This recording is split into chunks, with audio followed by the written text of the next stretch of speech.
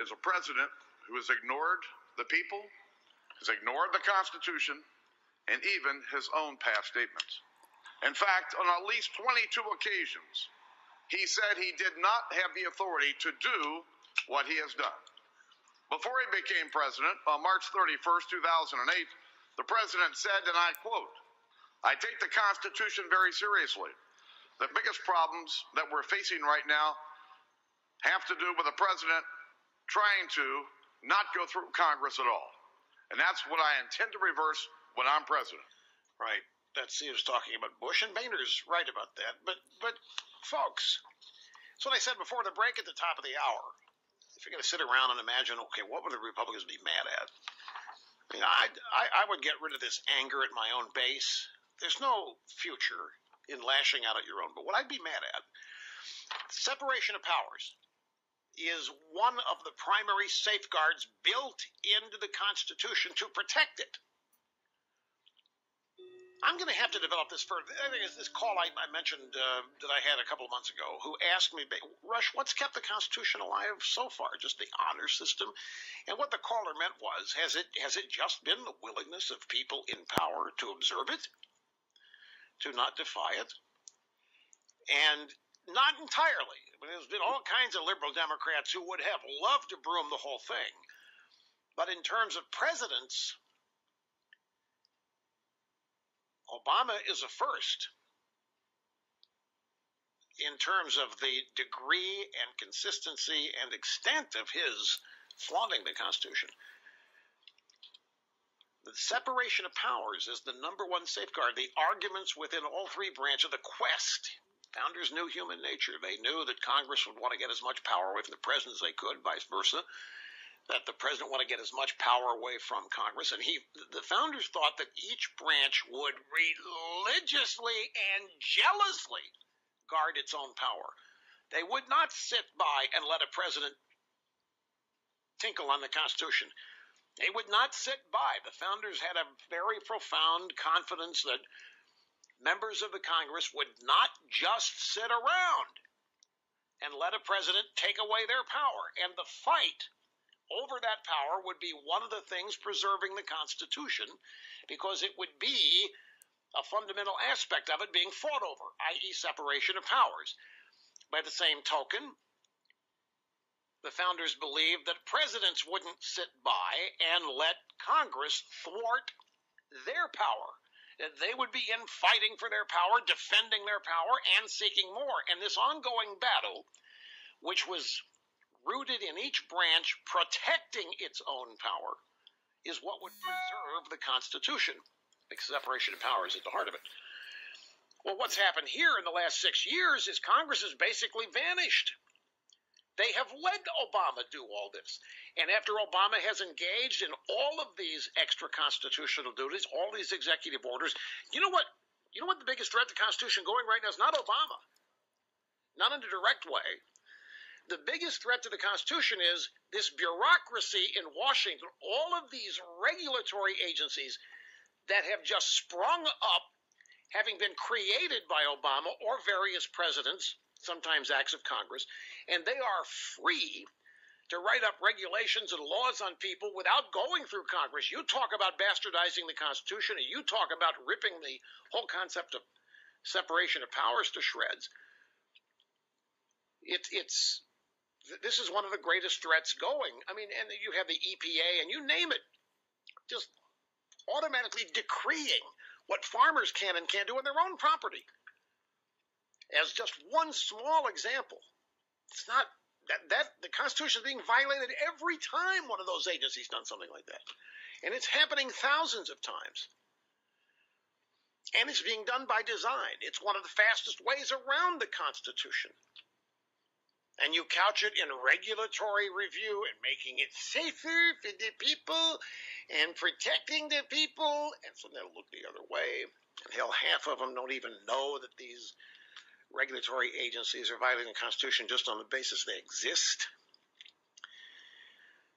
And it's all by design. I had a guy say to me, he said, Rush, you ever spent any time in Washington? I mean, actually really spent any time there? And I said, yeah. He said, well, the next time you go, You know, Washington is a multifaceted city.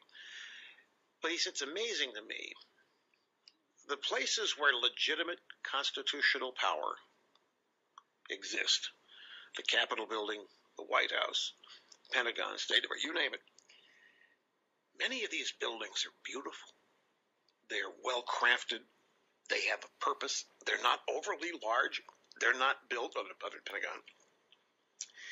They have a character to them, and they are representative of a respected government. You look at where these regulatory agencies are, and they're in the ugliest buildings with no character, and they're basically hiding in plain sight. They're supposed to be so unnoticeable that you don't care what's going on inside there. And I had never had it portrayed to me that way. And he said it's even visible to that extent what's happened to Washington. And I understood what he was talking about. Anyway, here's the second Boehner bite. I keep distracting myself. Not distracting, diverting, but always getting back to the main thrust. On October 25th, 2010, the president said, and I quote, "I am president. I am not king. I can't do these things just by myself. I can't just make up the laws by myself." On March 28th, 2011, the president said, and I quote, "America is a nation of laws, which means that I, as president, am obligated to enforce the law." On April 20th, 2011, the president said, and I quote, "I can't solve this problem by myself. I just can't do it by myself." Boehner went through 22 of these things. Took 5 minutes to go through all of these examples that he gave. Now, it's nothing you don't know. What sets this apart is we've never heard Boehner talk this way. We've never heard, not in public, not on the floor of the House, we've never heard the House or Senate Republican leadership go after Obama this way. Maybe a little 25-second soundbite here in a news story about something else, but this kind of, I don't want to call it an attack, but yeah, why not? This kind of focused attack we haven't seen. Now, here's the thing about this. You can cite all this stuff all day long, but unless you're willing to put some kind of action behind it, they have the ability to stop this, is the point. The Constitution, it is built in. These three branches have the ability to stop the usurpation of their power by other branches. And the House has in so many ways telegraphed that they're not going to employ any of them. They took impeachment off the table. You notice Boehner's not saying any of this stuff during the campaign. Now it's coming up as the beginnings of his implementation of executive amnesty come into view. Here's the final Boehner soundbite from his floor speech today. To think that the President of the United States actually studied constitutional law is one thing. He didn't just learn constitutional law, he taught it as well. But now his actions suggest that he's forgotten what these words even mean. He's not forgotten Enough anything. is enough. By their votes last November, the people made clear that they wanted more accountability from this president. There we go. And by our votes here today, we will heed their will. And we will keep our oath to protect and defend the Constitution of the United States of America. There it is, folks. There it is. That is what many people think is simply throwing you a bone. They've never talked this way before. They just, and many people, I have to just repeat myself for the sake of it, many people saw this, heard this, and got all excited. Maybe they're finally starting to listen. And then, as I shared, I don't know if I repeat myself, but there are people looking into this and claim this is all just for show, just for us, that this is not really descriptive of their attitude. They're just saying this, that they know Obama is going to veto their bill, and then after that, supposedly conservative review already says they've got a story, and they feel betrayed. They gave Obama a bunch of praise a couple days ago. The same day AP came out and noted what they noted. But they are saying that they have knowledge now that Obama – why do I keep interchanging these guys?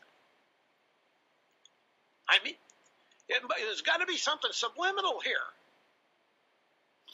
Boehner has his guys already working on bills that will fund Obama's executive amnesty after Obama vetoes the bill that was being debated on the floor of the House today. Time will tell. We'll not have to wait long. It'll be in February. Yes, the Obama regime will end. Count the days.